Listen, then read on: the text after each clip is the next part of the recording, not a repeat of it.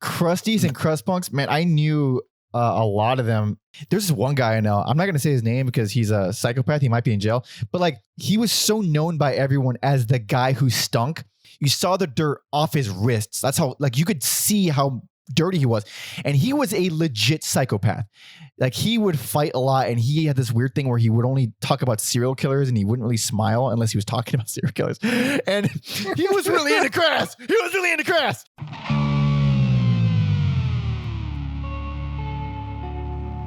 Welcome to Every Album Ever with Mike and Alex. My name is Michael Mansour, and I'm joined, as always, over Skype once again by my lovely, wonderful co-host Alexander Volz. Say hello.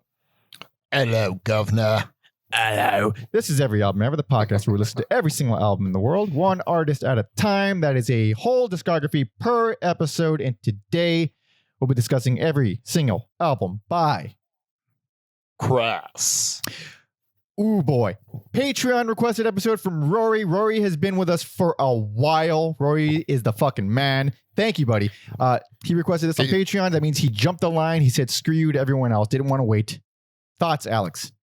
He's like, I don't know if he's a day one guy, but pretty much is. More time with him than without him, I would say. Yes. In the existence of this podcast. Yeah. Him and Sam are the two that I know of. Yeah, that I don't like personally know. Right. OGs. So thank you so much. Boy, I have so many fucking feelings about this episode and this band and this everything. I'm excited. I'm so excited for this. Way more than I thought I was going to. But before any of that, if you want to help us out, please subscribe on youtube.com/everyalbumever. Rate, review, subscribe on Apple Podcasts, Spotify, everywhere you get podcasts pretty much. You can follow me on Instagram at PanderMonkey and Alex at Mother Puncture. And you can find a playlist on Crass. In the description, you can find playlists associated with pretty much every single episode that we've done. You can find them all at everyalbumever.com, as well as, links to merch and whatever. You can help us out on Patreon, patreon.com/everyalbumever, where you got a bunch of bonus episodes, early access to a bunch of different episodes, 20% off all merch. You can jump the line like Rory did here, and he jumped a lot of people in line. Like, my God, I'm getting very worried about how many requests we have, and it's very cool. But it's also like, what do I even pick? Like, I don't even know. It's daunting in a way. It's impossible to fill them in a reasonable amount of time. So indeed, it's because the time we record all these is all whacked out from when they release. I got an email today or yesterday, whatever, requesting an artist that we've already recorded, that is already released, which is the first where I can pretend that I honored their request when I didn't.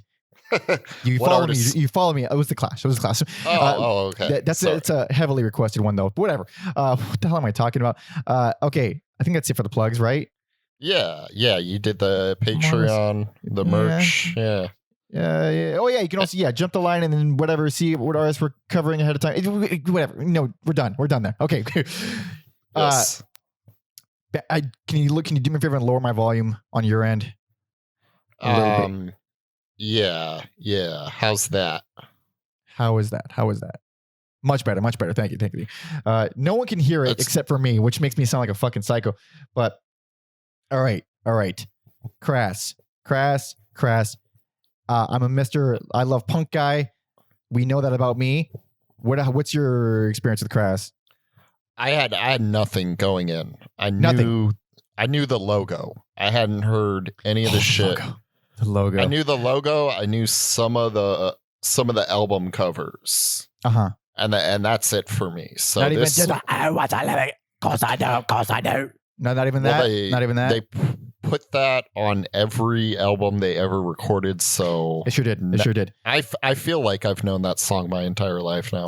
I actually have known that song my entire life. And Crass is a band. Okay, Crass is a band that when you listen to punk, obviously you know who Crass is at all. So they're a band that kept coming up. Everyone would wear goddamn patches of them. Everybody liked Crass. My brother had a couple other records. He liked them. And I had to give them a shot. And I fucking hated them. And I really tried. I really went out of my way to no, there's something I'm missing here. and I just couldn't do it. I couldn't do it. So coming here, I was like, I know they're important. But after listening to the whole discography, Alex, how do you think I feel about Crass now? Do you love them? I love them. I think I love them now. Dude, I can't believe how much I fucking thoroughly enjoyed going over all, like, pretty much all these albums, or most of them. Man, like, the stuff I remember hating, I still hated some of it, but it didn't bother me as much. It didn't really like get on my nerves the way it used to. And stuff that I didn't even remember, I fucking love now. It's just like, man, I don't know why. They're a really ugly band. Super ugly. I kind of got flashbacks of like when I like first listened to a band like Minor Threat, where it's just this assault on your ears, and it can be hard to like separate a lot of stuff. So this is a band I will definitely go back to after a while, because it is an all-out assault, even for a veteran person like myself who listens to heavy music a lot. It's a lot to take in. It's intense. It's this band, man. Like, they obviously highly influential. They basically invented anarcho punk, and boy, oh boy, are they annoying. Like, listen, like I said it many times in the past, it doesn't matter what your politics are. If you're yelling them at me, I don't like you. I don't even care if I agree or not. These guys are the preachiest band in the world. They're like hippie levels of preachy. Hell yeah, they are. I wrote that down too, that there's some stuff I really hate on here, because like, you know, where like a Rage Against the Machine or the Clash is singing or rapping, there are literally like Crass songs where they are talking to you. And there's not even any music. There's just them preaching. Yes, and that can be a bit much. So it certainly can. And but here's the thing, how quickly I forgive it is when it's in the middle of if it's in the context of a song, I'm able to tune it out like easily. Like, this is the most political band we've covered. I think it might be the most political band we will ever cover, because it's hard to top them in terms of being political. But it only bothers me when it's literally like an acapella, or just or the vocals overpower everything. I think if you're able, I think everybody, it shouldn't matter to anybody what the fuck they're saying. Like, even whether you agree or not, this is a very interesting and actually really smart band that is only punk a little bit in genre. Yeah, it's the talking stuff. It's fine like here and there, but there's certain albums where it's like feels like the entire album, which we'll get into. But it's kind of centered around the vocals more, or the lyrics more so than the actual music. I know what you're saying. But yeah, I don't like, people who live in communes and stuff like that. Even people who don't shower, Alex, just say it. People who don't shower, even if they say it's in the name of anarchy, it's dude, crusties and crust punks, man. I knew a lot of them. Fucking man, in high school especially. There's this one guy I know. I'm not gonna say his name because he's a psychopath. He might be in jail. But like, this guy was known. And it's so funny if people that I went to high school with hear this, and they'll know exactly what I'm talking about. He was so known by everyone as the guy who stunk. And it was like, because there's a lot of people who were like into that stuff and didn't shower, but he was just so much the smelliest. He was so much the smelliest. You saw the dirt off his wrists. That's how, like, you could see how dirty he was. And he was a legit psychopath. Like, he would fight a lot, and he had this weird thing where he would only talk about serial killers, and he wouldn't really smile unless he was talking about serial killers. And he was really into Crass. And it's like, people like that, I don't think he was not an anarchist, right? He wasn't like he wasn't like active politically or caring about the rights of XYZ groups. He was just crazy, but he was drawn to this. So you're gonna get a lot of characters that are drawn to this specific, very specific type of punk. It's so crazy how they're like high art now. There's like Crass exhibits and Are you serious?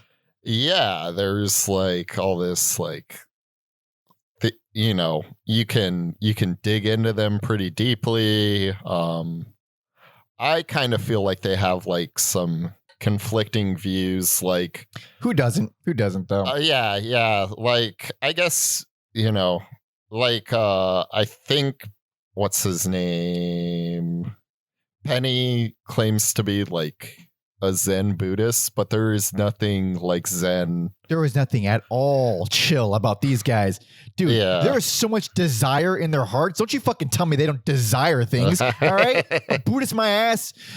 But even then, I don't like I said, I don't give a fuck. Like anybody can be cross-examined. They're like, oh, you said this that doesn't line with it. It doesn't matter. People just feel how they feel. I don't really give a fuck. If they make good music, I'll forgive it all. And unfortunately, they do make good music, so I do forgive pretty much all of it. Like, it's a weird thing, man. Like, cause I can't pitch this. I can't elevator pitch this band.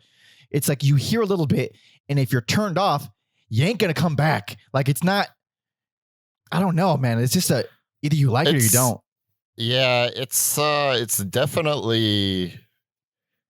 You could do like it's hardcore punk as a jumping off point, but then it gets pretty not super artsy, but pretty noisy, and they do some different things here and there.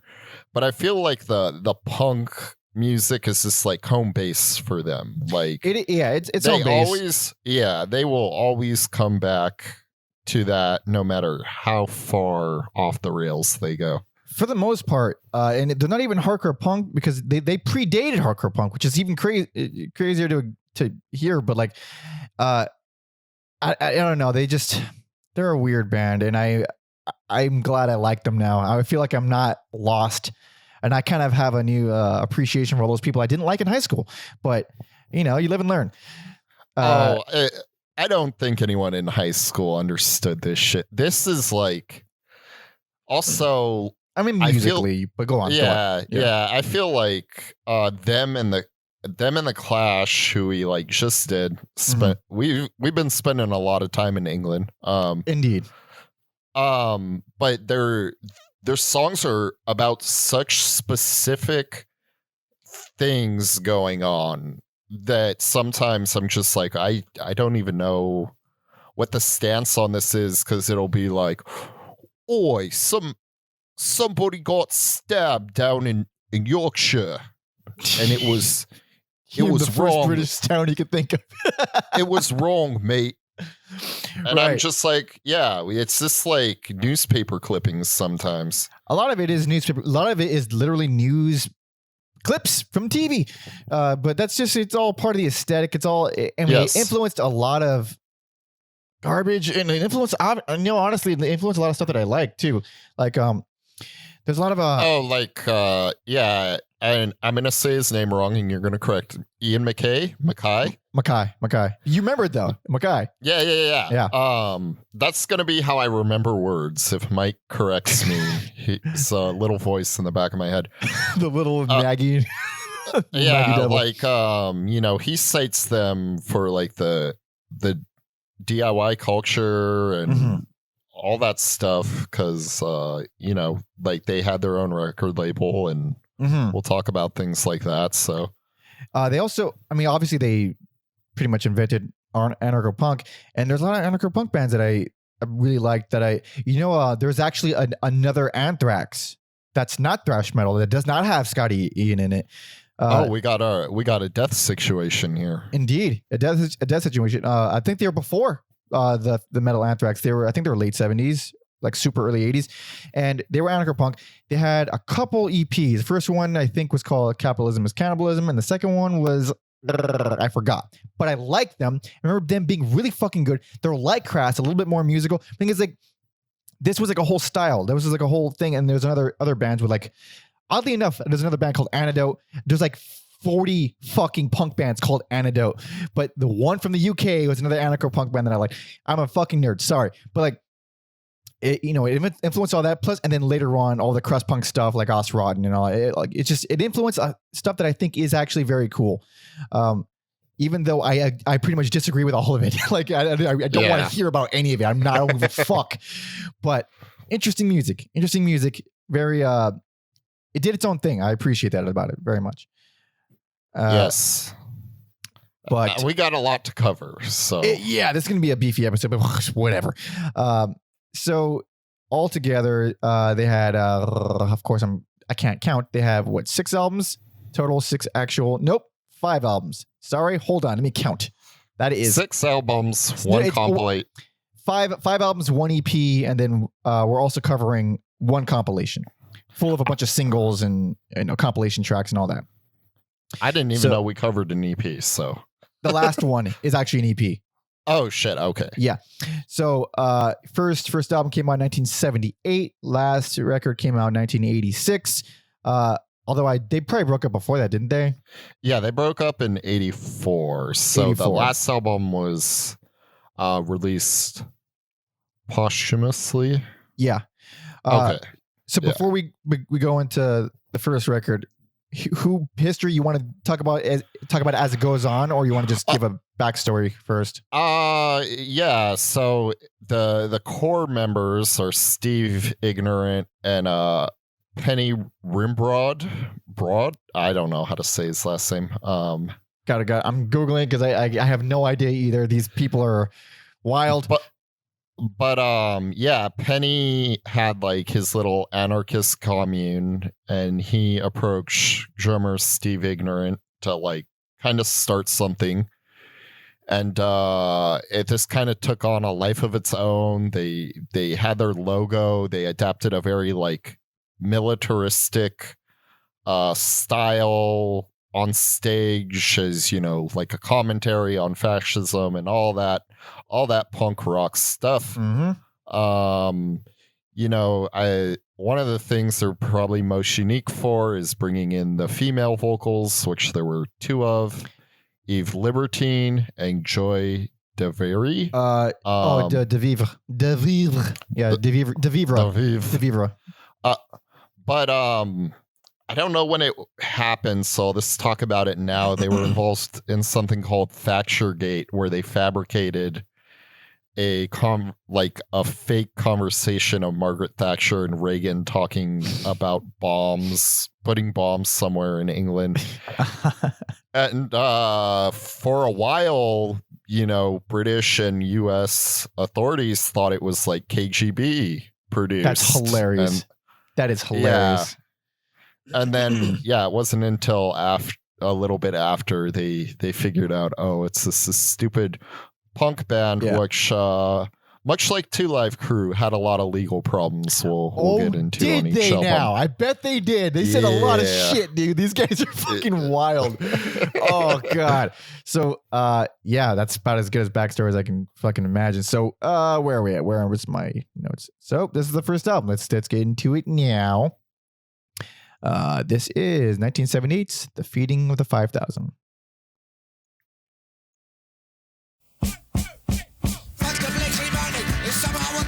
The most famous played song of theirs ever.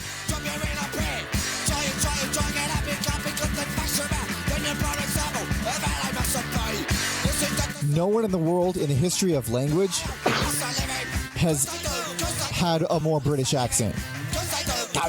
He's I fucking do. It's funny because on the year end I talk about an artist, Bob Dylan, and he in his music video he's rocking like the Crass shirt, and I heard the voice and I'm like, because he also sounds very cockney. Yeah. So. You get the idea. They're extremely English, and they're extremely. Don't they sound poor, right, Alex? They sound so poor. Yeah, which, they probably are if you're living in a commune. I mean, no one's they owe them a living, goddammit. Yeah, and that's like a song where like I agree with them, but then there's other songs I don't agree with them. So is life, that's how it works. Yeah.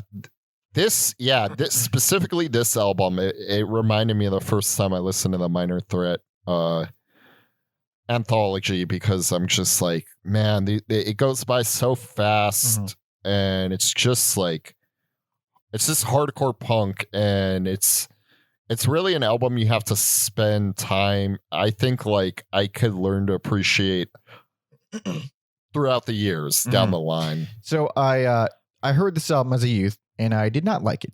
And I gotta tell you, man, I skipped the first track, because the first track is Asylum, and it's just the most preachy spoken word, anti-religious stuff.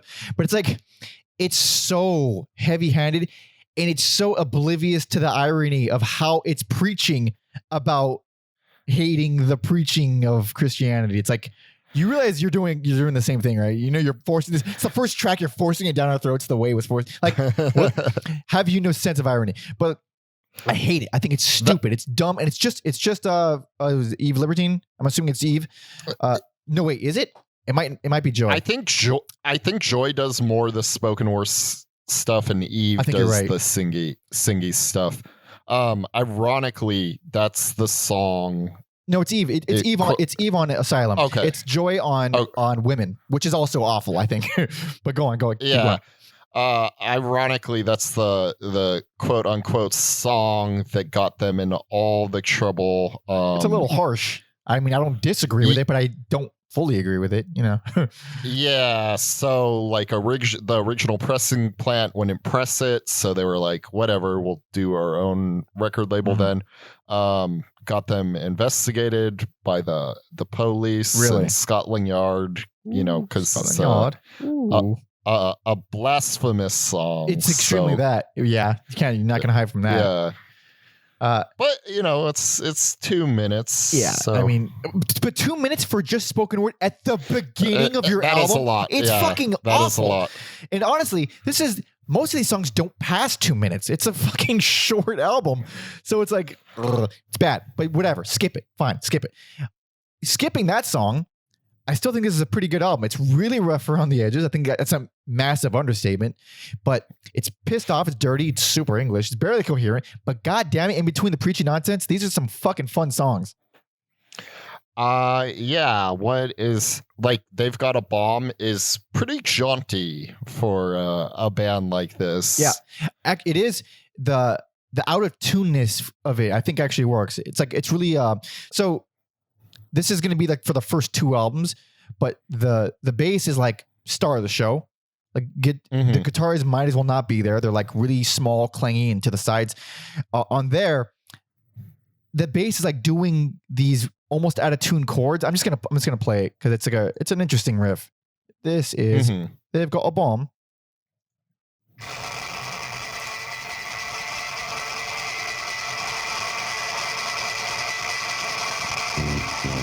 That. Oh yeah. It's kind of farty, right? It is. And I didn't write it on this song, but yeah, I noticed like farty bass throughout. Yeah, it's the loudest thing. It's that and the vocals. Vocals and bass dominate this album. God, I fucking like this. God damn it. I think I'm mentally ill. There's no other way to explain it, man. This is fucking weird. But I think it's very cool. Go ahead. I kind of like the back half a little more, like when it starts getting slower. All right. Give me some citation. Secure. Secure core. I think it's Secure Core. Yeah, Sucks and You Pay are kind of slower, but I dig it because the riffs just stand out more to me that way. I'm not a huge fan of Sucks, but You Play kind of rules. I like that one a lot. Yeah. Not. It's in a way, it's like it's got its problems, but it's like a debut album. You can you can kind of hear the potential there. It's not perfect, but And here's the thing: even if they got worse after this, obviously they didn't get worse because we didn't give this any accolades. Even if they got worse, this is still like decent. I don't love what they did with like they put "Do They Owe Us a Living" twice because the last song is called "Well, Do They?" and it's just "Do They Owe Us a Living" again. It's just the same exact song, but at the end of the album now. Maybe it has different lyrics, but who gives a fuck? It's the same fucking song. And also, "Fight Wars, Not Wars" and "Women" are back to back, and they're both more preach than song, and it's a whole chunk that I'm like, oh my god, just wrap it the fuck up. God damn it, I get it. Oppression, fuck. I liked "Women" out of, between them. It's particularly noisy. It's noisier. I appreciate it being. It's like at a certain point, I'm like, well, it's annoying, and they're just kind of talking at me, but at least it's kind of creepy and noisy. I found myself in that frame of mind as the albums went on. Yeah, this it's kind of like there's groundwork for albums, and I'm not saying they did it, but this kind of feels like, oh, we're gonna take like "Women" and we're gonna do like a whole album that sounds like that, or we're going to take, like they've got a bomb and we're going to do a whole album that sounds like that. And these ideas they would expand on. They absolutely later. do that. And I wasn't expecting that, oddly enough, but I still think, I know this is like a beloved album. I don't think it's the best in any way. I almost thought it was going to be like going in. I was like, this is probably going to end up being the best.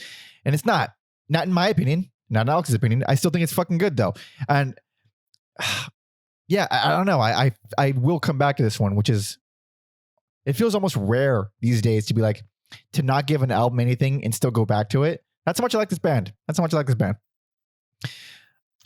Yeah, this is I feel like I just like listen to like the punk version of Beefheart. I had a feeling, it's just like so. It's just it's so thick. It's very thick, very thick, and I knew that there's gonna be some more Beefheart comparisons. For sure.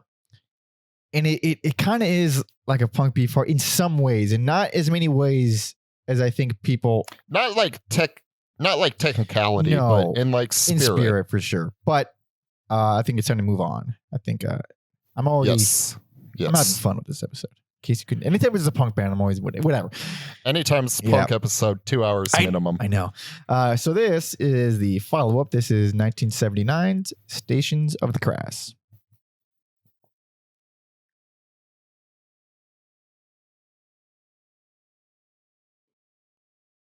Is it playing? No, it is not. Yes, it is.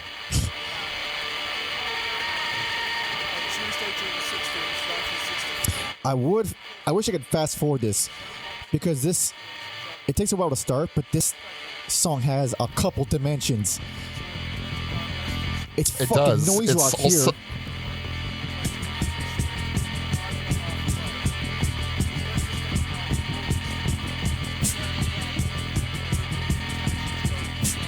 They cover such like weird subjects in the lyrics too that I kind of got burnt out and kind of neglected the lyrics at a certain point. I don't think you listen that much, dude.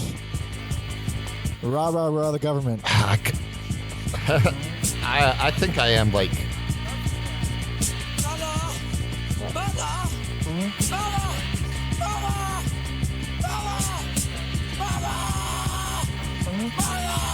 But yeah, this is like about a lady who murdered her 5 kids and how it's like hypocritical how the public judged her. I'm like, dude, she murdered 5 kids. What, like... Yeah.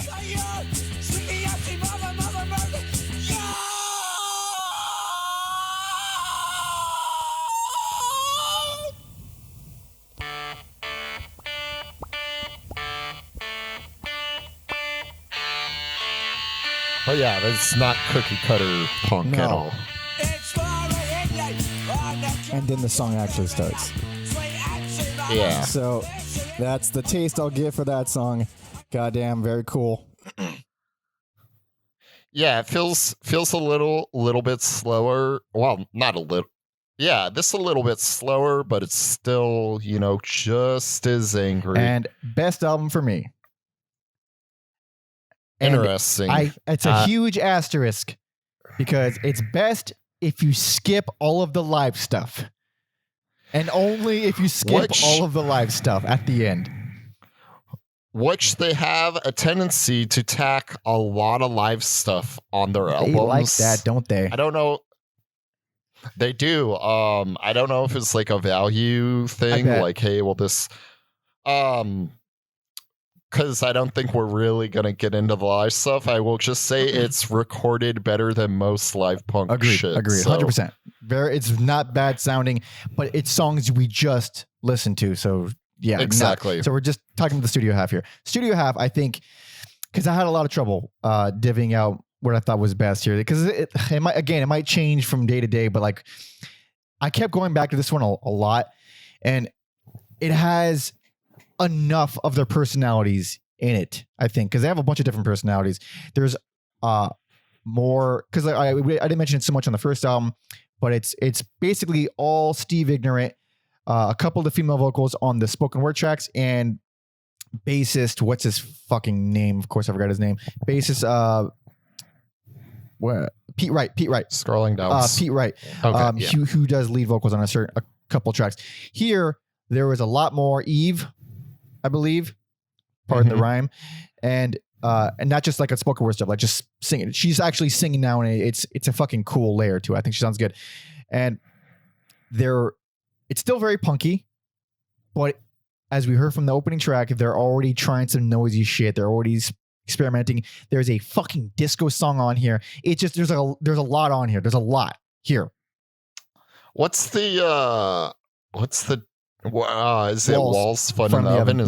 Yeah. It's like it's a fun song. Cool. Well, as fun as you can get for Crass. Yeah. But like these are fucking rad ass songs. Like White Punks on Hope has like his crazy tribal drums with this arpeggiated guitar line. I think is very nice. You've got Big Hands. I also like when they go ahead. Oh, I like White Punks on Hope when they said that we were trash. Well, the name is Crass, not Clash. And we just covered the Clash. If we're talking about Cut the Crap, I agree wholeheartedly. Yeah. They weren't talking about Cut the Crap. They were talking about the good stuff. But it's still like, go ahead. And then, Big Hands is funny because they say it so fast it sounds like pecans sometimes. It's fucking see, you got it. You got it. You could start a Crass tribute band. So I was listening to this when I was setting up to do a Twitch stream, and buddies of ours came over, and I was listening to this, and they were immediately like, "Okay, what the fuck, dude?" And like, "Okay, listen, man, I know it's weird. I know they're extremely English, but you just fucking once you get like I told this to them when listening to the first album, around halfway through." The Stockholm Syndrome started to set in. Like I started like accepting Steve Ignorant's voice, and like I started just kind of like, okay, this is just what it is. So by the time this album comes on, it sounds fucking good to me. Like it doesn't even register as like ridiculous and really abrasive, but to a newbie, they walk into like, what the fuck is this? And I said, listen, hold on. Just listen past it. They're like, no, it's good music, but it's just, come on. And that's basically what I have to say about this. It's good, but come on. This is not a band you listen to in front of normal people. No. It's strictly for your punk and maybe metal friends. For your bruvs, 100%. Your bruvs. It's for your bruvs. It's like, go ahead. Going back to the music. Fun going on. That is, talk about like fun bass lines. Yeah. I thought I didn't like that one, but it picks up. It won me over a few times over. And actually one that I'm curious to how you feel. Crutch Society. How do you feel about that one? Oh, I kind of dig it, but I felt like it's minimal even by like Crass standards, but it works. It's very minimal, but it sludgy works in a way. It's not heavy. I mean, it's a heavy song, not performed heavy. because the vocals are like way louder than everything else, but it's simple, it's slow. I think it's pretty badass. I think also it's paced well because I was getting some fatigue, but then heard too much about. Oh yeah, like I think that this comes on at the perfect time and got me re-engaged with the album. That's a song I have mixed feelings about because I think inherently it's thoroughly annoying. It's inherently annoying, but there's something bouncy about it that kind of works to kind of just perk you up. So it's like the presentation is good, even though I don't like the song itself. But what else? There's a few things that I really don't like on here. Democrats, I think it's at least it's creepy, but it's again another like preachy, let's just play some noise and yell about problems in society for a little too long to me. And I also don't like I Ain't Thick. It's just a trick. I think it's kind of like, it's technically the closer. It's not exactly the closer, but it's it's the last full song. And it seems a little bit more like standard generic punk, considering the rest of the album is so wild. Yeah, that's what I was talking about earlier. That it's home base for them. Like you got to go back to it before you close it out with some like a traditional piano Prime song. Sinister, right? It's interesting. I think it's cute. It's a cute closer. I don't think it's like a wonderful song, but I dig it. But like this fucking Timeout and Contaminational Power, Upright Citizen, those are like this, and Gasman Cometh. Fucking these are all bangers, man. I really like most of these songs. Oh yeah, the Gasman Cometh was like the first song where I was like, that's the guitar riff that like stands out to me. And then going back to Fart Bass, Chairman of the Board, that is the fartiest bass. Chairman of You know what? I'm gonna put it on, refresh my memory. Well, yeah, throw it on a little bit just for the farts. Oh yeah, you're right.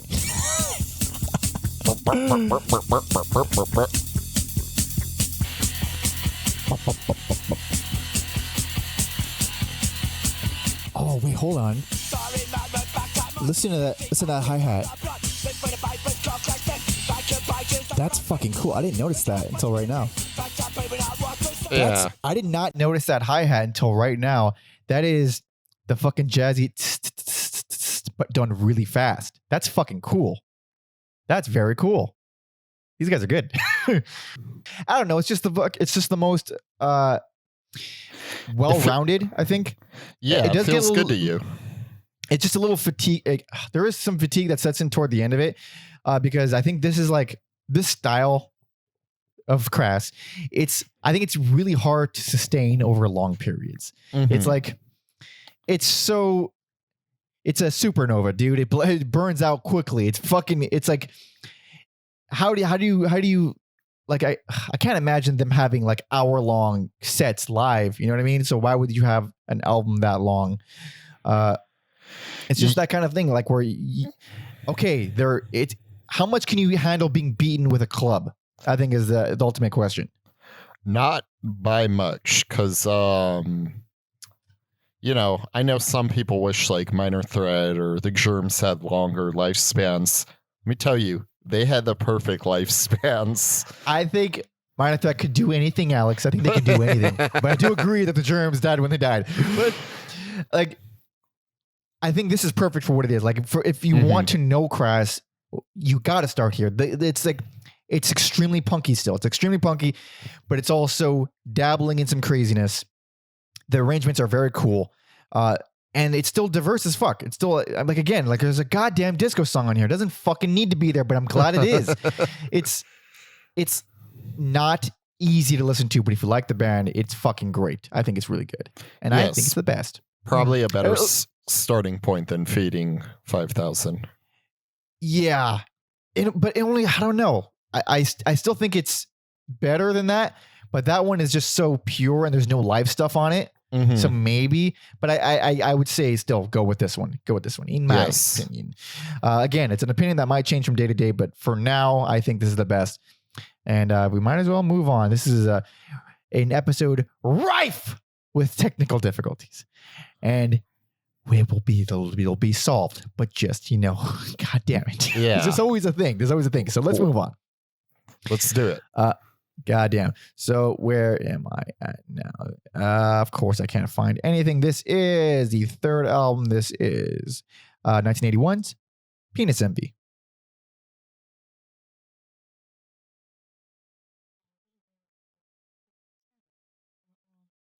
What do they like to do? And then sometime later, the same question was asked in a slightly different form. They were on. Again, I would have skipped this if it was. There we go. Skippable.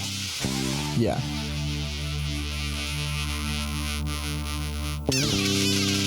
I love it. It's so different. Oh, yeah. Yeah, me too.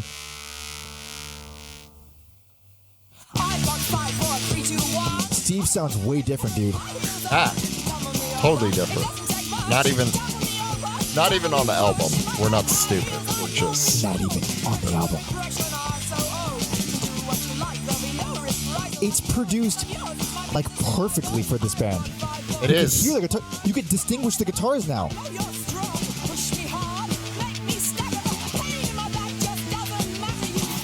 God damn. And also, this is Eve Libertine.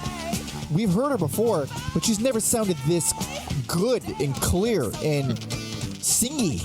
Yeah, and I don't know for sure, but they gotta be like one of the first punk bands to like really address women's issues like this. Maybe. I haven't really looked into the extra specs stuff and Susie and other bands of the that were around in the same period, but it's possible. This is now a different band. It's not a different band, but it's a different band.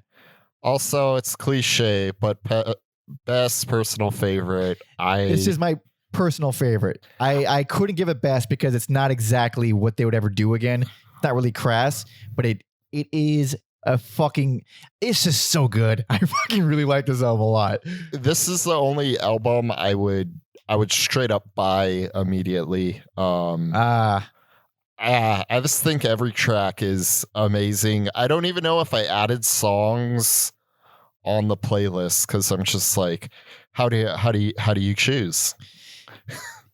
Dude, this is fucking such a good album. Okay, so first thing I gotta address is the production because I didn't mention it so much on the previous two.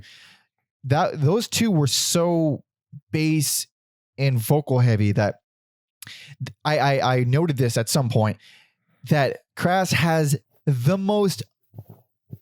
They have so many unnecessary band members. It's like they have two guitar players, by the way, in case you couldn't tell, because of course you couldn't fucking tell because they didn't use them. They just dicked around in the background behind the bass. Two guitar players, three vocalists, two of which barely sung. Mm-hmm. So that's like what, 19 members, if my math is correct.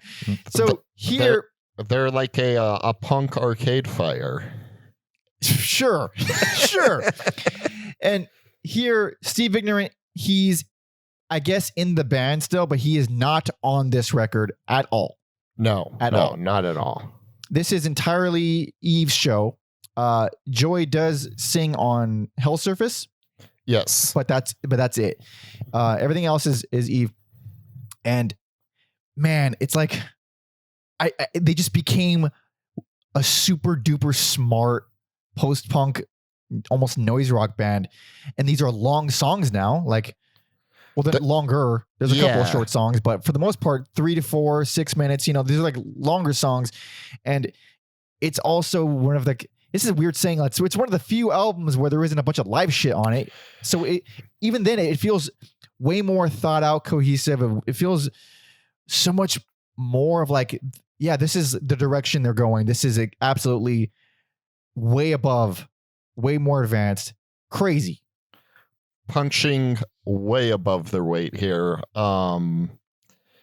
It's just, it's so wild too. Like, in terms of like diversity on the album, you got a song like, I want to make sure I wrote it down right.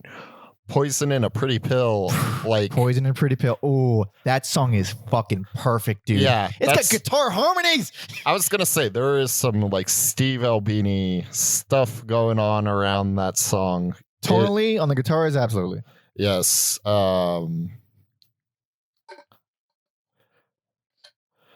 What else is fun? And then like you think they're done being angry, but you got like Where Next Columbus, which is still like real fucking angry. I think it's decent. It's got like it's a decent punk. It's got a million riffs in it. It's fine. But that's another example of that being their home base kind of thing. Yeah, for sure. Tex. Oh, Brickatech's Bride. Oh man, it's such a when great. I heard such a great palate cleanser. Okay, that fucking song I wrote when I first heard it. I was like, no, not reggae. No. What the fuck is the English's obsession with reggae? What the shit, dude? And then, not only does it not suck, they do what I love. They take a genre, and know what they do? They make new melodies with it. They make a new song out of that style, which is exactly what they do with Brickatech's Bride and reggae. And then halfway through, it fucking just goes off the rails, becomes a completely different song, fucking saves the shit out of it. Like, I can't believe, I'm amazed I like that song. Like, how they turned something I hate into something I love is just, it brings a goddamn smile on my face. A cool 35 minutes. Oh man. And then like, Dry Weather's not the closer, but like, man, that song is so fucking good.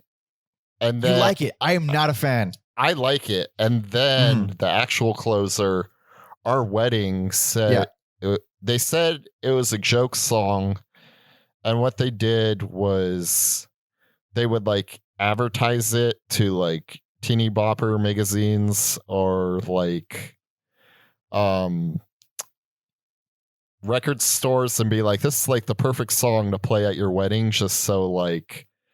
But the problem is it feels like Mark Wahlberg and the other guys when they're like, oh, why do you know how to dance so good like that? And he's like, oh, I used to, do it to make fun of the sissies. Like, yeah, they're really good at ballads. It's a great song. Our Wedding is a fucking great. It's like, it's like synth pops, pretty vocals. It's a ballad essentially. It's well written. It's really, it's really well done. It's fucking great, and it's even better as a closer. It's like, it's a weird fucking album. So you get another song like Smother Love, which is Beefheart, and the reason why I say that is because of the fucking drums. There's a thing that Drumbo John French from Beefheart does all the time, which is he loves opening and closing his hi-hat a bunch. And anybody who's heard Beefheart knows exactly what I'm talking about. But it's just very specific where he's like doing. It's not like in a jazz way. It's a way more loud and obnoxious way. He's opening and closing them like that. It's not like a subtle jazz kind of keeping tempo kind of way. It has that like opening, closing, really jaggedness to it. And I like it. I mean, I like Beefheart, but and then we mentioned earlier Hell Surface, how Joy sings on there. But that song, it's like a lullaby almost. Like, I don't love it as a song, but it's a great palate cleanser. Also, I should have said it in the beginning, but this is another album that got them into some legal problems, much like Two Live Crew, where the police would come and take records and charge record store owners with obscenity laws. And is it because there's a blow up doll on the cover? That might be why. And does it say like it says like teenage doll or something on it? It does. Yeah. It's a little cropped, but that's clearly what it says. It's also titled Penis Envy. So it is. It is got a genital in the title, but also it's a fucking word. People are stupid pussies. But like, this is like such a bold move to be like, all right, here's a feminist album. We have a girl on vocals. We're going to do this for just a whole, this is just what this album's going to be. This isn't the band now, but this is the whole album. And man, again, like I don't give a fuck what she's talking about. I'm sure it's cool or it's annoying. I don't care. But like, god damn it, like this feels the most albumy out of It does. Compared to like most of their albums. It feels the most that they had like an intention going into it. I don't know if that's true or not. There's not there's not a live album tacked onto it. It is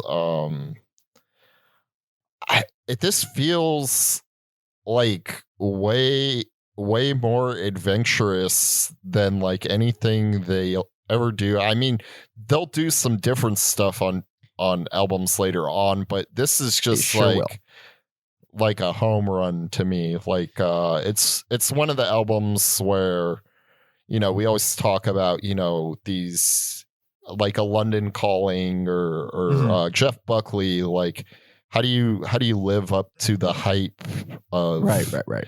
And to me, this album is one of those albums that did it.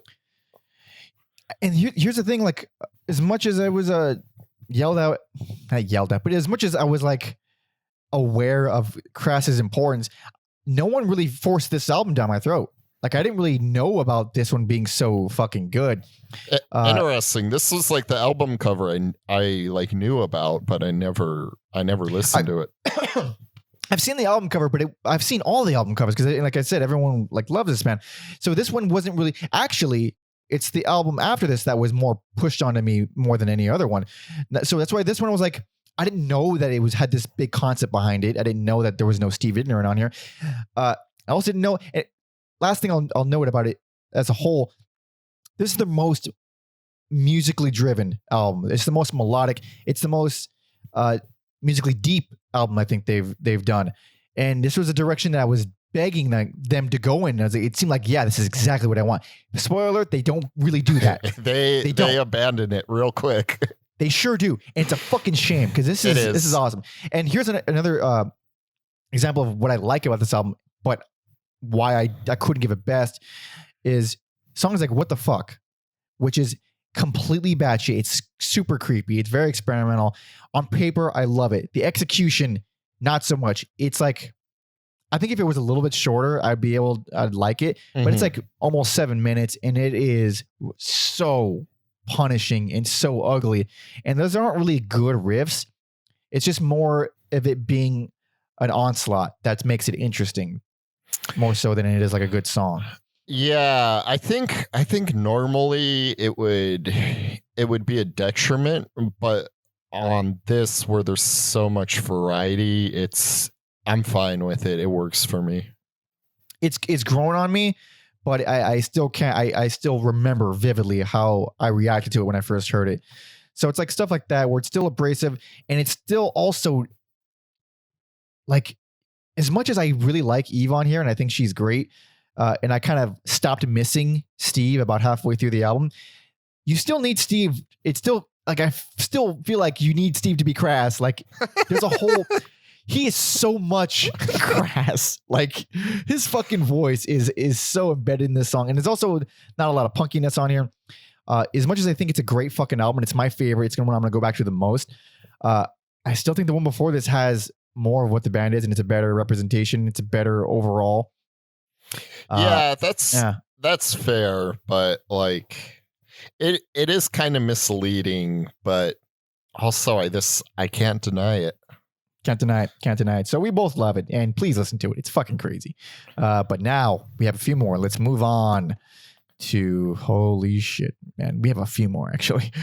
This is 1982's Christ, the album. Ladies and gentlemen, it's Christ! It's Christ! Even more funny. Like it or not, they just won't go away. First, with the same trouble to get them all, bright and vibrant and varied. But they're so unattractive, unoriginal, and badly unbalanced, and uncompromising that humans extremely simple way.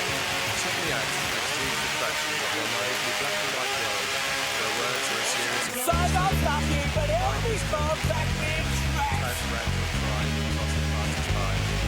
What is this? The Velvet Underground? Ugh, it made me throw up. It's funny how I love Crass but hate the Velvet Underground. They're the punk Velvet Underground for sure. I'm a hypocrite. This song is fucking awesome. God, this song is it's a great opener. I think I was a little disappointed at it because I get it. We just had some amazing shit with the last one. I get it. Yeah. But Steve is back, as you can hear, and they're back to being pretty punky. But it's satisfying. Those fucking drums are always so satisfying to me. Interesting. Yeah. All right, let's talk. Yeah, I was just like, we've been to the peak, and you're just gonna go back to where you came from. You're not gonna. Yeah, it's a regression. Yeah, it's a regression for sure. Yeah, I had some fatigue here. I can only listen to British men yell at me for so long. Yeah. I don't blame you. I think so. It's not a bad album. I was personally this exhausted. So this is yet another album where they tack on an entire live record on the second half. It's a double album. It's a big old fat double album. But the difference between this one and Stations of the Crass is that they seem to have put a lot more thought into the live half of this one. So there's like transitional news, sound bites and like things separating each live song. It's like they wanted it to be a live album more so than just a bunch of live songs tacked on. Yeah. You go ahead. Oh, almost, yeah. And not just like on the live album, but on the studio album too. It's like gives you that feel that you're like channel surfing between like news stations or. Yeah, I will say that stuff does not help the live half. I think, fuck, dude, with the live half, this is really hard to sit through. I listened to it. It's by far the longest, right? Yeah, it was like an hour and a half, something like that. Yeah. So my first listen to this, I listened to it all the way through, and that was a bad move. Yeah, I with the live half, this is one of the hardest albums to sit through. Without the live half, just the studio half, I think it's actually pretty solid. It's definitely a regression, of course, like we keep saying, but there is a bunch of fucking songs I like on here. Like the intro to Mother Love. That's fucking badass. That's fucking great. Yeah. I'm so glad you wrote that because I was like so stoked on it, and it's kind of misleading.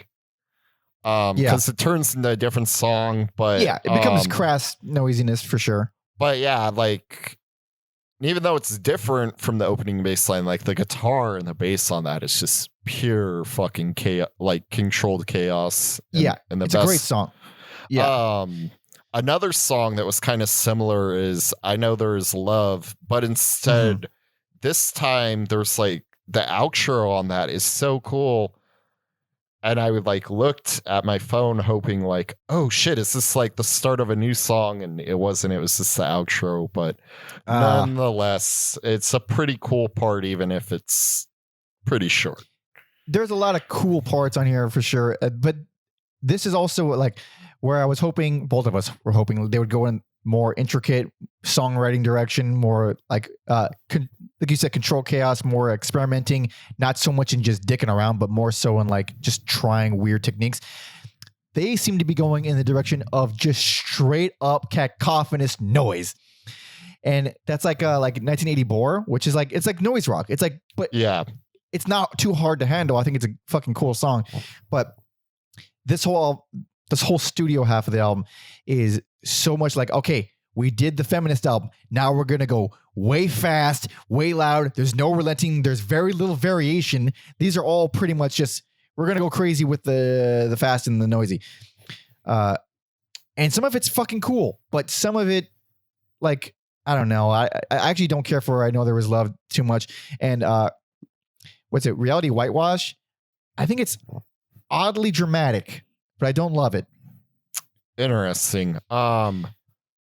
To me, the best song on here is Birth Control and Rock and Roll. It's like psychedelic punk music. It's tribal and murdery.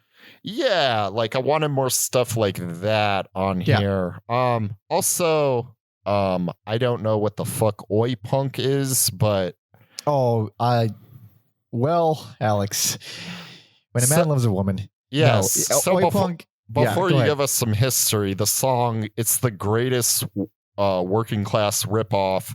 I feel like they're going oi, oi, oi as Yeah. like satire. I said that like it's a fucking instrument. Satire or like. As a sitar, they went there as a Yes. sitar.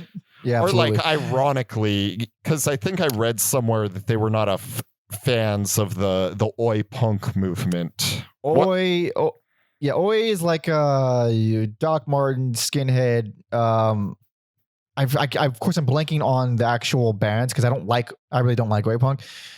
And honestly, like Oi was always a punchline growing up for me. And like every group of friends that I had always found a way to make fun of Oi because it's like a bunch of bald guys yelling Oi. It's like it's pretty fucking ridiculous. I guess Crass thought so as well. I like that song, but with their, I don't know, I guess ironically chanting Oi, it's still annoying. I still don't like hearing Oi yelled at me. So like, I like it despite the vocals. What's that? You don't like me loving? Oh, you don't like me yelling at you, love? Oi. No, I don't. I don't. I'm sorry, sir. But so what else? Okay. Overall, I think like I like a lot of these songs. Like I can name a ton of songs on here that I like a lot. Like fucking Deadhead, or You Can Be Who, Rival, Tribal, Revel, Rebel. God damn, it's a stupid name. I gave that. I like all of them. Go ahead. I gave that a thumbs up just because anytime someone says the word govna, I that's like- a win yeah. in my book. Anything will win Alex over.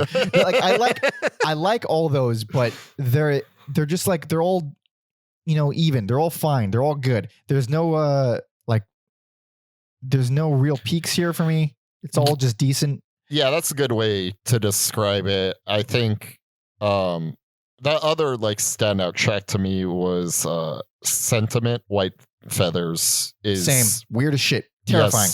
Yes, those are the two takeaways here in my book. Yeah, I was I knew I would have problems with this album because of the live stuff. I knew that going in for sure, but I was actually expecting to be a lot more into this because I remember in high school, I think a buddy of mine, he knew I didn't like Crass, but he was like, just listen to a couple of these songs. And they were from this album. And I remember being like, this isn't so bad. So even though I don't remember what songs they were, and this was like fucking 15, 20 years ago. Goddamn, I'm old. Even though it was that long ago, I'm thinking like, yeah, I'll probably like this one just because I have, some sort of, I have a thread tying me back to it. I bet I'll like it. And I did not like it as much as I thought it would. It's still fine. It's still cool. I think I might like this band more if I had listened to them as a youth and if it was like marinating in my brain longer. Mm-hmm. It's so funny how it's the opposite with me. I was like obsessed with punk as a youth, and I like them more now. Last thing I'll mention, because I know I'll regret if I don't mention it. Beg your pardon. I think is, first of all, it's poppy shit. It's very fun. But it is like, every time I've listened to this album, it always catches me off guard with how much better produced it is than every other song. It's just like comes on and it's like the most clear thing ever. It's just weird. I like it. And what song did you ask me about earlier that I don't even know what we talked about like 20 minutes ago? Yeah. In the same way that it's minimal and it's very effective though. So was that on the first album? No, it was on Crutch Society from the second album. Yeah, it's kind of similar to Crutch Society where it's produced very well, very very minimal, but they know how to make it fun or like listenable for punks, not normal people. No people don't count, Alex. Also, I mean, there's so many things. There's a lot of things to talk about here. I keep forgetting things and then remembering. Eve is like not on here. There's like no female vocals on here. So it's like a complete rejection of all the things that made the previous album so damn good. So it's just Steve and probably some Pete in there as well. But I was expecting like a hybrid, like a blending, like a back and forth or something. Between him and the other vocalist, but it's just him. It's like whereas Penis Envy was like obviously a very feminine album. This one is like their version of super masculine. Yeah, even they even put got him mixed up. I jumped ahead looking a little. at a different album. Yeah. But this is just back to angry Steve yelling at you. Okay, so to wrap up this big ass album, fine, it's cool, but a step backwards and a little disappointing. I bet if you would listen to this out of order, it'd be cool, a lot more enjoyable. Mm-hmm. Don't listen to this one after Penis Envy. It's a bit of a letdown. Don't listen to most albums after Penis Envy. That's just kind of an album you end the day on. I can't imagine you having much more energy after that one. Good God Almighty. And I love it. But let us move on.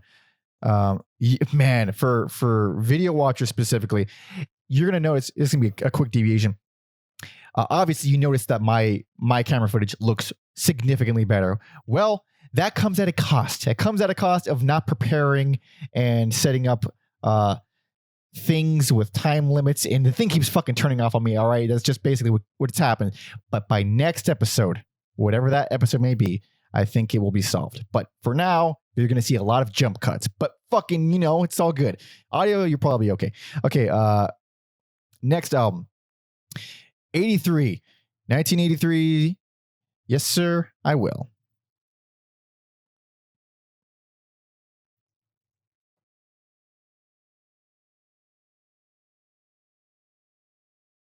Okay. The door stands open. There we go. Across lines, invisible hands are held. Golden streamers building in the night. This gonna be lengthy. How long is this intro? It's weird because it's like two songs tacked onto one. Yeah, it's a long song too. Unending statistics that fatten leaders, prisoners of their morality. Afraid of death. Shut up and play music. To breathe is not enough. Should timestamp this one. I fucking should. I knew. You know what? When listening to this, I was like, I'm going to timestamp this, and I forgot. So it did occur to me. I'm just bad at my job. So when the music does kick in, there's as you like to say, a lot of dicking around on the guitar, but works. Works. Is it this that you possibly be talking about, Alex? This is the most Black Flag thing. Insulting Black Flag is a good name. I like this song. It's interesting. This is interesting because it's the first time you get them both at the same time, the female and male vocals. Yeah. Also, this is what I wanted on the last album. This is the female-male vocal stuff I wanted. I agree. I wish it was better. I wish it was more enjoyable, though. I think this album starts off hot. Right. I was excited for this album, or you're breaking up on a me. little bit. I'm breaking up. There we go. You're back. Okay. I was really excited for this album, but only for so long. I was excited when that song started. I was like, this is fucking crazy. You hear Eve all over that shit. Hell yeah. And then it kept going. It kept going, dude. It kept going. And that's why this is my least favorite. This is my least favorite. It's your worst and least favorite. Holy shit. I really like, once the music picks up on that and then anarchy's just another word comes on. I'm like, oh my God, did they make a musical? Is this a musical? Dude, anarchy is just another word. It's a full piano ballad. And listen, I don't think it's that well written. I don't think it's that great, but I was so excited as well. I was like, hell yeah, they're fucking just throwing that in there at the beginning of the album. Yes, I like this weirdness. And that's it. And after they do that, okay, back to business as usual. We're dicking around again. for the rest of the album. We're dicking around, except for Five Knuckle Shuffle, which is like classic Crass. I think it's pretty cool. Yeah, I was like, oh, maybe that's this one song, but let me tell you about Rock and Roll Swindler, Bury the Hack Shit, and Taking Sides. Taking side, which I don't know why it's not pluralized, but it's taking side. Fucking exhausting. Also, this is technically one long song, but this got broken up. Which the whole album. The whole album. Yeah. Well, they didn't decide to break up Taking Side because that one's 20 fucking minutes, and like I mean literally 20 minutes.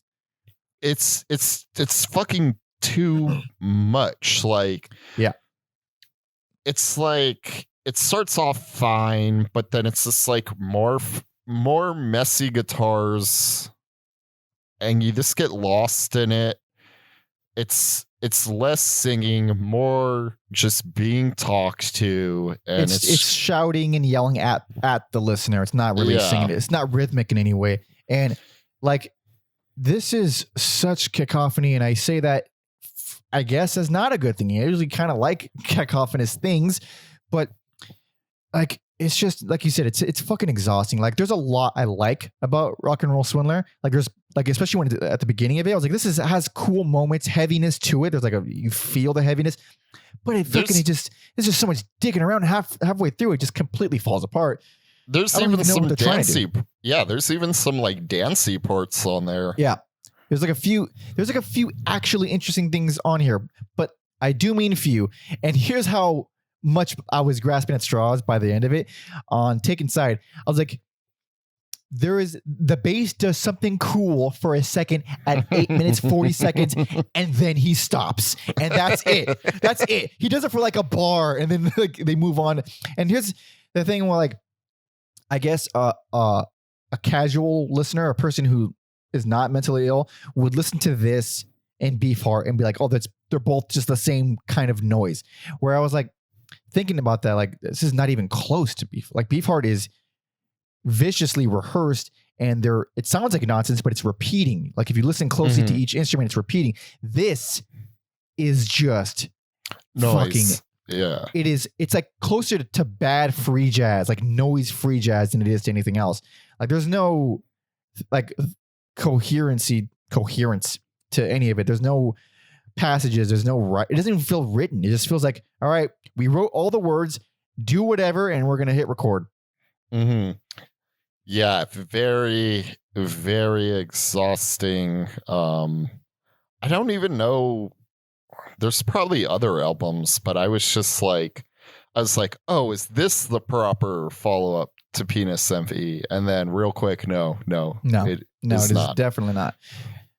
Yeah, this is where I was like, okay, all right, well, I guess we're done with Crass, and that's pretty much what my brain jumped to. Like, okay, I like that the production is much bigger. There's like reverb on the drums for the first time ever. It made it feel like they were trying something completely new, but really they just decided to give up on making songs completely. Yeah, I think there is, a fascination with free jazz here without fully committing to it. But yeah, there's something else that happens later on that. Yeah, we're gonna get there in a second. But I want to. This album, just hard.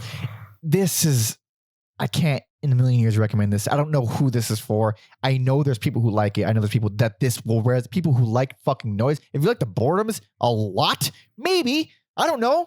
I like the Boredoms a little bit, but like, how much noise is too much noise? I guess that's what you have to consider when you're, thinking about music like this.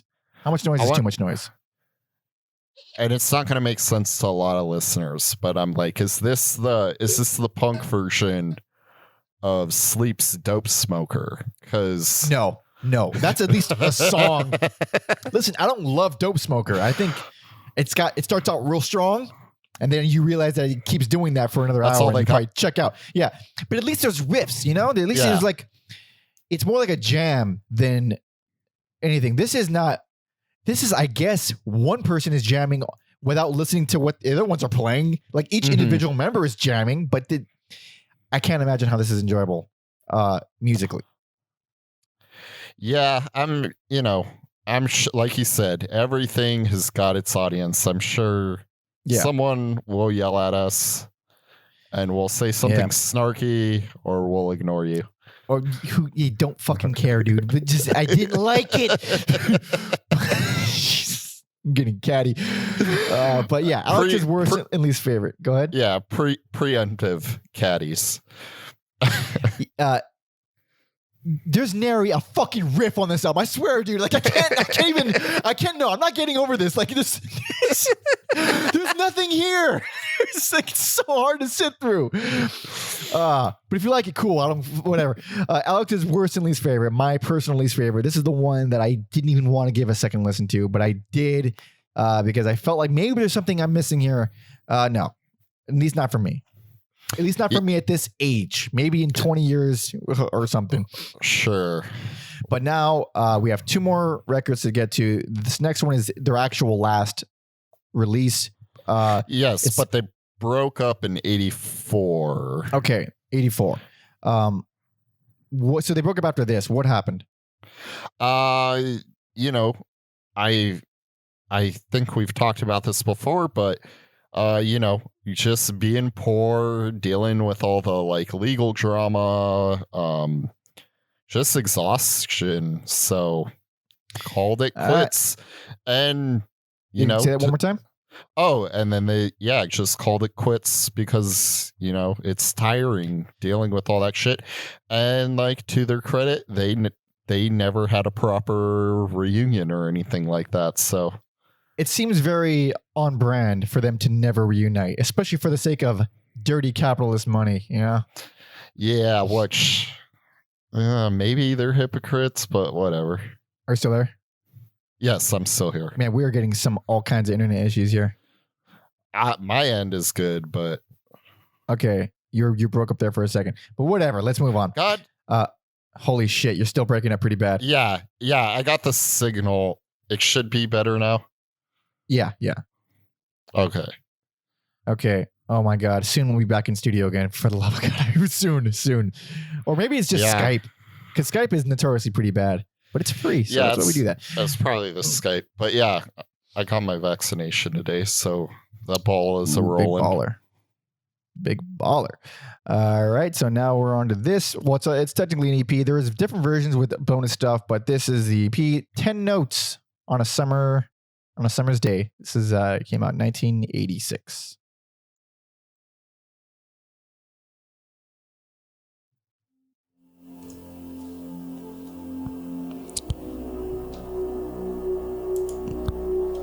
A little bit of a build up there. Yeah, this is when we go full free jazz, baby. This is wild. And I kind of dig it in a weird way. Really? Of course, I don't remember how long it takes to start up. But this is a lengthy track. Yes. There we go. There's fucking synths in here.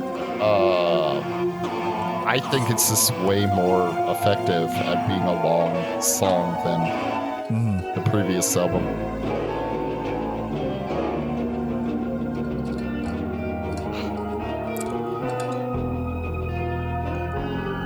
So not quite do they owe us a living. They owe me however much time I spent listening to their albums. I think they owe me at least this album, record, EP. So it's not, maybe to the listener, it's they would think, hey, not a whole lot's happening. Sounds like they're kind of just digging around. Well, that's the whole record. So some vocals come in, and I think they make it worse. By the way, worst. And this is like, I stand by this so hard, the worst. And fuck, man, like I was like dead set, like, oh yeah, Yes Sir I Will is definitely the worst. And then when I heard it, I was like, how does it top this? And then it's 2 tracks with nothing. It's 2 tracks, 2 10-minute songs with nothing. And I think, oh my God.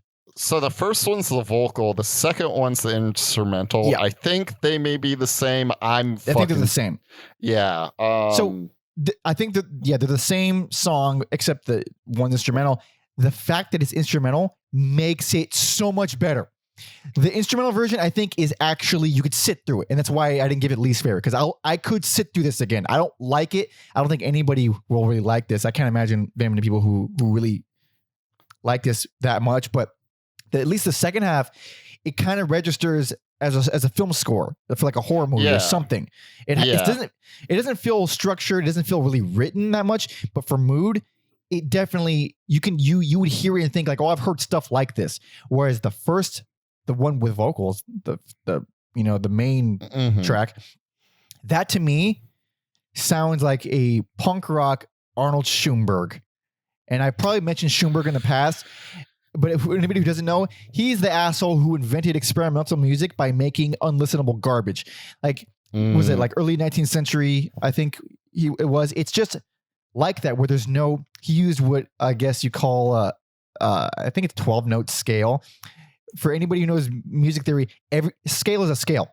A scale, A minor, fucking C. 8 notes in a scale. 12-note scales mean you use every single note, which means there's no home base and it's just garbage. Like I'm assuming they used 10 notes. No, this is I don't think that exists. Like 12 notes is like, yeah, it just means that there's no home base. We're just gonna hit any note that we want to. There's no real melody. It's just note here, note there, note there. There's no musicality to it. It's just like it definitely has that free jazzness to it, but I don't like free jazz. And also this is not at all enjoyable anyway. It's just ugly as shit. I kind of like it. But let me tell you what won me over, and it's kind of like an asterisk. So they released, like remastered versions with a bunch of bonus tracks. For the most part, I didn't listen to any of those because these are long albums. This one, pretty short. Let me listen to the bonus tracks. I did not listen to the bonus tracks. What did I miss? Let me tell you about a song called Pills and Ills. Pills and Ills. It doesn't sound like Crass at all. It sounds like music for like a sci-fi movie. Mm-hmm. And there's like some funky bass and like 80s sounding drums on it. It is crazy for Crass. Interesting. There's a song called Dada Blah, which is this very operatic. And then I don't know if it's a different take or if it's totally different, but they have Rocky Eyes, and that's like Crass in Espanol. And it's beautiful, and I dig the bonus tracks on here. So it's like on a tech, like not the original album, but man, these bonus tracks are interesting. And also I think like the main album is just, like I said, more effective than the previous one. I listened to them on the same day. This is like 20 minutes of your time. It's short, but that's the thing though. Like, also, you're calling it an album. I believe it is an album, but I've also seen it categorized as an EP.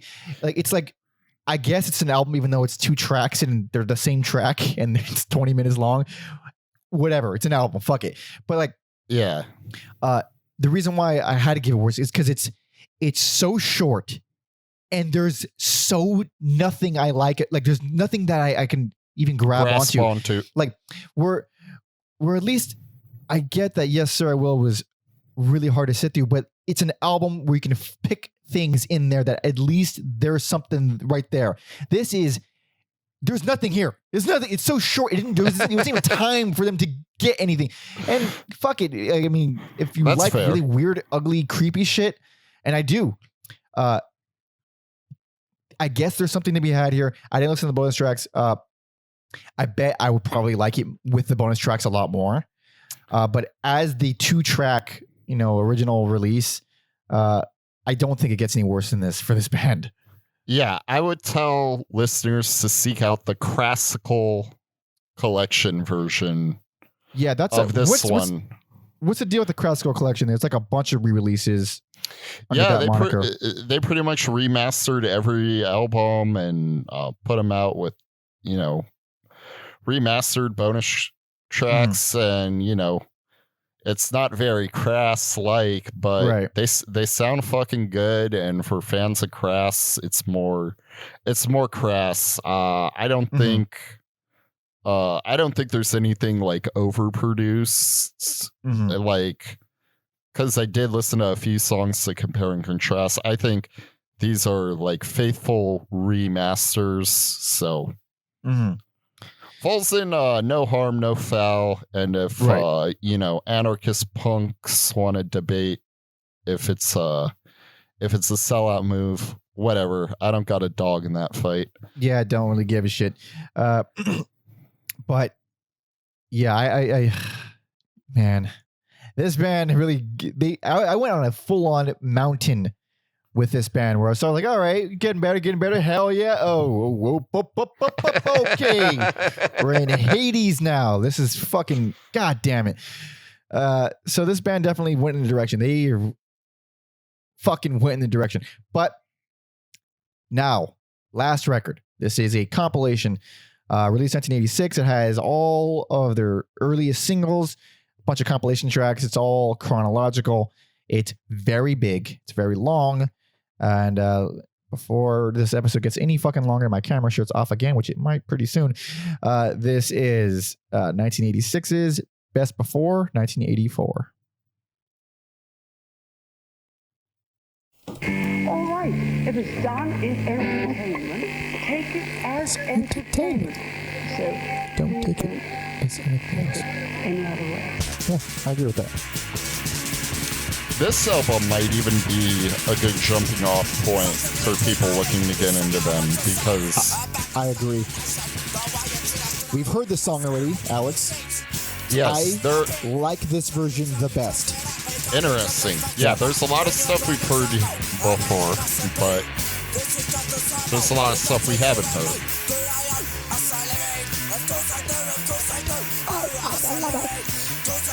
So this version's a lot more distorted, a little slower.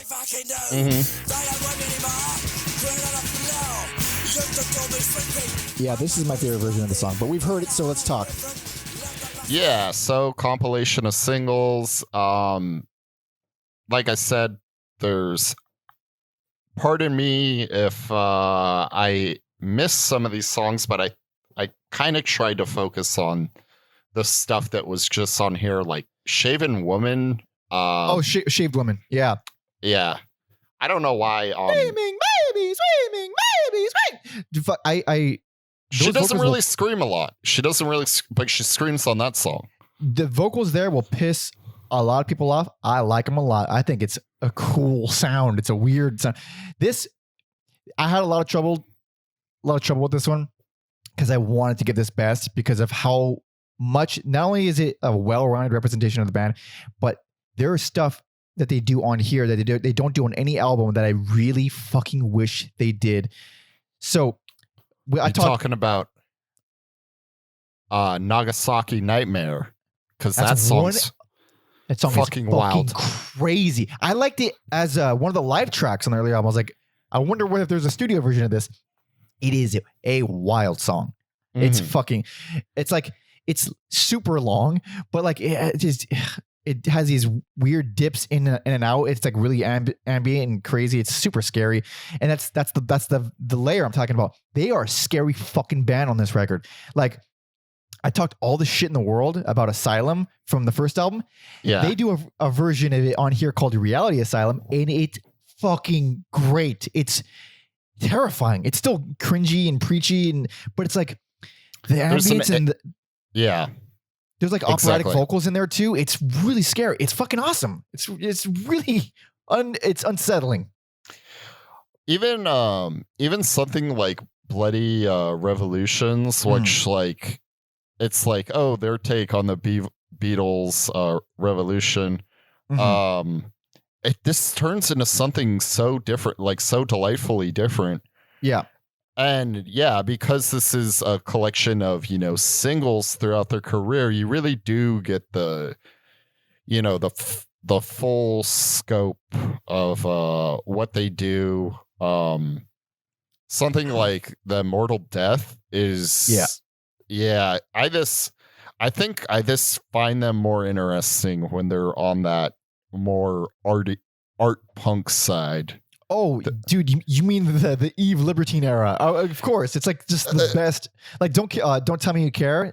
Like, it's solid as shit. Like, I just like that era of them. Yeah. And then, like, I guess because I don't know if like those bonus tracks I talked about earlier were like widely available, but like, holy shit, Smash the Mac! Like, hold on. I need a second. I need a moment. Smash the Mac is my favorite Crass song. Where did that come from? Dude, I'm glad it's there. I'm so glad it's there. So this is interesting because I heard this comp when I was a teenager. This is one of the albums that I was trying to like understand Crass, and the only thing I could listen to was Do They Owe Us a Living and Smash the Mac. Like, I hated everything else, and I haven't heard that song in so many years. When it fucking came on, just the intro, it was like I got whacked in the face by a nostalgic glove. It was fucking delightful. Like, it's brilliant. It's like acoustic. It's industrial. It's strange. It's like, and it was previously unreleased before this. Like, how did you not find a way to put that somewhere? It's so fucking amazing. Yeah. So, as someone who has no nostalgia for it, got me just as good. So your nostalgia, was correct there. Dude, and it's like, it's also a bummer because as much as I wanted to like give something like this the best because of how much it does what no other punk band does, how fucking well done the Scary Stuff is, it is so long. This is like an hour 20, and there's so much that could have been cut. Fucking Sheep Farming in the Falklands is on there twice. Yeah, like, and I get it's like, it's compiling all the singles and comp. It's like it's mostly like a tying a loose ends kind of thing. I get that, but man, there's just so much. There's so much on here. There's so much on here. Fuck, man. Like, I'm exhausted by the end of it. And Smash the Mac is the last song. Well, last song is a live version of Do They Owe Us a Living, but like, it's the last, original song in the whole album. So to get to that, you have to sit through a lot. And it makes me sad. Yeah, especially because, so much of it we're familiar with, hearing live albums, but, for completionists, it's kind of what you want. It's the, bang for your buck. Yeah, it is. Absolutely is.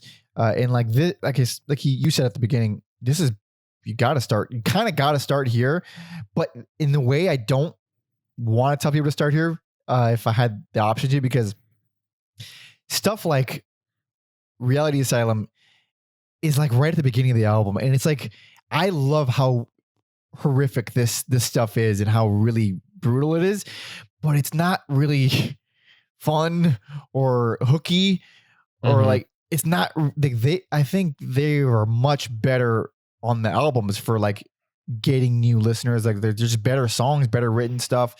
But this has a vibe that none of them have that I like the most. So it's like, do I like the vibe more or do I like the songs more? And I got to go with songs. Yeah. It depends on the band, the mood, the person. But the remastered version, they are in different orders. Like, the track listing's totally different. So really interesting. So it might be like a different vibe. That happens a lot. But still, like, there's a lot of good shit here. It's just unrelenting. I'm actually surprised how long most of these albums are, really.